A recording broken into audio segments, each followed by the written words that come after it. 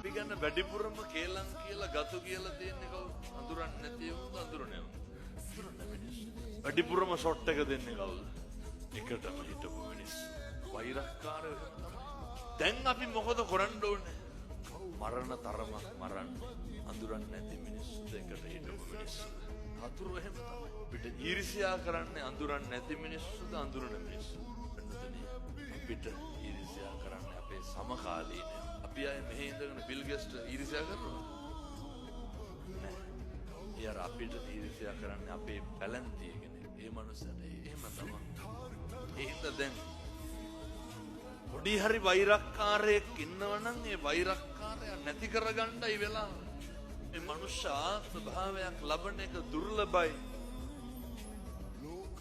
දුර්ලභ වෙලා හරි ලැබපු මනුෂ්‍ය ආත්ම භාවයෙන් තුලින් කරන්න ඕනේ පිට. වෙලා තියෙන අකුසල කර්ම යට කරලා කුසල ධර්මයන් නිස්මතු කරගන්න එක.